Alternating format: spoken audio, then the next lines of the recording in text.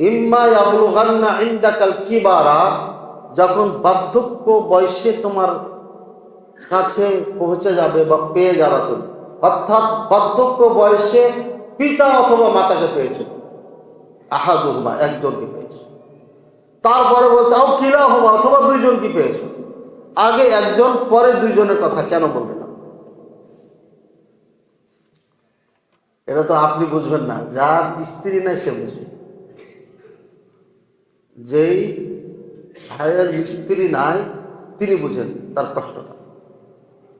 স্ত্রী থাকলে তো বলবে, ছেলে আমাকে কথা বললো, স্ত্রী বল থাক, ওটা ছেলে, তোমার ছেলে না, ওটা মাথায় নিও না, মাথায় বের হয়ে যাবে বললেই কিন্তু যখন এভাবে পরামর্শটা আসবে তখন মাথার থেকে বের হয়ে যাবে।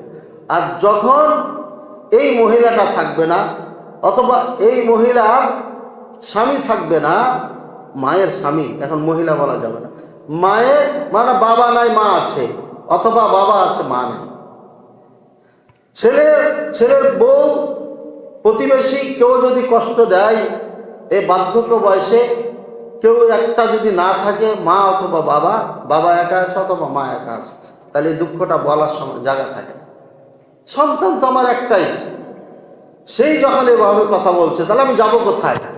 ও একা ধুকে মরে।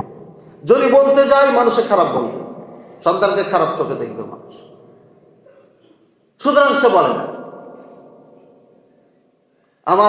আমাদের প্রতিবেশী একজন মারা গেছে, 15 দিন আগে স্বামী মারা গেলেন, আর 15 দিন পরে স্ত্রী মারা গেছে। তো ওই বেচারা গরিব মানুষ ছিল, আমি বাসায় দেশের বাড়ি গেলেই আসতো, আল্লাহ দুজনকে জান্নাত দান করুন। তো বলছে যে বহুবার সন্তানেরা তাদেরকে ঘর থেকে বের করে দিয়েছে, কিন্তু আমরা কেউ জানি না, প্রতিবেশী মানে কাউকে কখনো বলি। এরা দুইজনে পরামর্শ করে ওটা খেয়ে ফেলেছে, হজম করেছে নিজের সন্তান। চিন্তা করেন, আপনার সাথে আপনার মা নাই, বাবা আছে, মা নাই, আল্লাহ আকবার। অথবা মা আছে বাবা নাই, এটা হলে আরো কষ্টদায়ক। মা আছে বাবা নাই আরো কষ্টদায়ক, কারণ মা কাউকে বলতে পারে না, মা কাউকে পেটের কথা খুলে বলতে পারে না।